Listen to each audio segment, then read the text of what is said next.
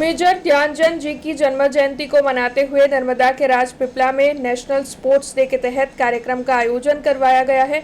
तब आपको बता दें कि 3 दिनों के लिए इस कार्यक्रम का आयोजन करवाया गया है, जिसका आज पहला दिन था।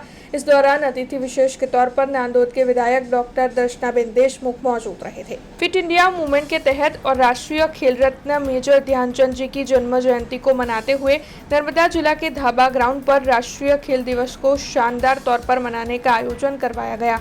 जिला प्रशासन और जिला खेलकूद विकास अधिकारी की कचहरी की ओर से इस कार्यक्रम का आयोजन करवाया गया, जिसमें अतिथि विशेष के तौर पर नांदोद के विधायक डॉक्टर दर्शनाबेन देशमुख मौजूद रहे। वैसे आपको बता दें कि आयोजन 3 दिनों के लिए करवाया गया है, जिसका आज पहला दिन था। तब इस दौरान नांदोद के प्रांत अधिकारी प्रसन्नजीत कौर, जिला खेलकूद विकास अधिकारी दिनेश भाई भील, साथ ही छोटूभाई पुरानी व्यायाम महाविद्यालय के आचार्य, जिला खेलकूद संकुल के कोचेस, विभिन्न स्कूलों के छात्र और अन्य लोग बड़ी तादाद में मौजूद रहे थे। तब आपको बता दें कि आज इसका पहला दिन था। इस दौरान विभिन्न खेल आयोजित करवाए गए थे और अन्य 2 दिनों के दौरान भी कई तरीके के आयोजन होने वाले हैं।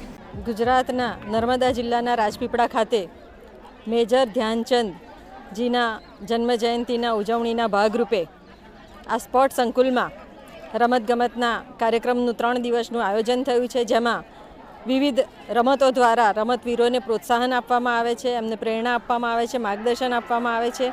આજે પ્રથમ દિવસ છે કે જ્યાં કબડ્ડી અને રસ્સા ખેંચ જેવી રમતોને આજે ખેલાડીઓએ ખૂબ સારી રીતે પોતાનું ઉત્કૃષ્ટ પ્રદર્શન કર્યું છે અને એના ભાગરૂપે આજે ખૂબ જ સુંદર રીતે જે ખેલાડીઓ પોતાની એકાગ્રતાનું અને પોતાના માનસિક રીતે ખૂબ જ સ્વસ્થ રીતે જે આ રમત રમી રહ્યા છે એ ખૂબ જ આવકારદાયક છે। ગુજરાત સરકારને આ ઉજવણીના કાર્યક્રમને માન્ય મુખ્યમંત્રી શ્રી ભૂપેન્દ્રભાઈ પટેલની સરકારને હું ખૂબ ખૂબ અભિનંદન પાઠવું છું અને આ ખેલ મહાકુંભ શરૂ કરાવનાર માન્ય તત્કાલીન મુખ્યમંત્રી શ્રી અને વડાપ્રધાન શ્રી નરેન્દ્રભાઈ મોદીજીએ જે ગુજરાતના રમતવીરોને એક સારું પ્લેટફોર્મ પૂરું પાડ્યું છે, સારી સાધન સામગ્રી પૂરું પાડી છે અને દરેક જિલ્લામાં સ્પોર્ટ સંકુલ ઊભા કરીને રમતવીરોને એક ઉમદા સ્થાન ઊભું કરવામાં આવ્યું છે। ત્યારે આ સરસ અને સુંદર કામગીરીને પણ અને વિદ્યાર્થી મિત્રોને પણ ખૂબ ખૂબ અભિનંદન પાઠવું છું।